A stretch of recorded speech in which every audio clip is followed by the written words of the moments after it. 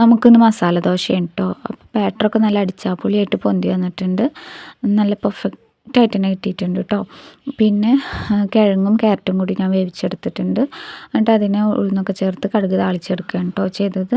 പിന്നെ ചട്നി ഉണ്ടാക്കാമെന്ന് കരുതിയിട്ട് തേങ്ങയും പൊട്ടുകടലയും ഒക്കെ കൂടിയിട്ട് ചട്നി ആക്കി എടുത്തു. പൊട്ടുകടല ചേർക്കുമ്പോൾ പിന്നെ തേങ്ങ കുറച്ച് ചേർത്താൽ മതിയല്ലോ. അപ്പോൾ അത് കരുതിയിട്ട് അങ്ങനെ ചട്നി അരച്ചെടുത്തു. പിന്നെ കുഞ്ഞുങ്ങൾക്ക് വേണ്ടിയിട്ട് കുഞ്ഞു കുഞ്ഞിതാക്കിയിട്ട് ദോശ ചുട്ടെടുത്തു കേട്ടോ. ഇങ്ങനെ കുഞ്ഞതൊക്കെ ആയി കാണുമ്പോൾ അവർ നന്നായിട്ട് ഭക്ഷണം കഴിക്കുമല്ലോ. മറ്റു ചില നമുക്ക് ഉണ്ടാക്കണ പോലെ ആക്കുമ്പോൾ അവർക്ക് കഴിക്കാൻ ഒരു മടി ഉണ്ടാവും. അപ്പോൾ ഇങ്ങനെ കുഞ്ഞുങ്ങൾക്ക് അവർക്ക് ഇഷ്ടമുള്ള രീതിയിലാക്കി എടുക്കുകയാണ് കേട്ടോ ചെയ്ത്. പിന്നെ നമുക്ക് ആവശ്യമുള്ള ദോശ ചുട്ടെടുക്കുകയാണ് ചെയ്ത്. എനിക്ക് ഭയങ്കര ഇഷ്ടമുള്ള പരിപാടിയാണ് ഈ ദോശ ഇങ്ങനെ പരത്തിയെടുക്കുക എന്നുള്ളത്. അതുപോലെ എനിക്ക് ഭയങ്കര സാറ്റിസ്ഫാക്ഷനുള്ള പരിപാടി അത്.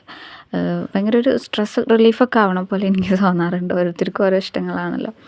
എന്നിട്ട് അതിൻ്റെ മുകളിൽ കുറച്ച് നെയ്യൊക്കെ ചേർത്തിട്ടാണ് കേട്ടോ ഞാൻ ദോശ ഇതാക്കിയെടുക്കുന്നത്. ചിലർക്ക് നെയ്യുടെ ആ ഒരു ടേസ്റ്റ് ഇഷ്ടമില്ലാത്തവരുണ്ടാവും. അപ്പോൾ എൻ്റെ വീട്ടിൽ തന്നെ ഞാൻ മാത്രമാണ് ദോശയ്ക്ക് നെയ്യ് ചേർത്ത് കഴിക്കാറുള്ളൂ.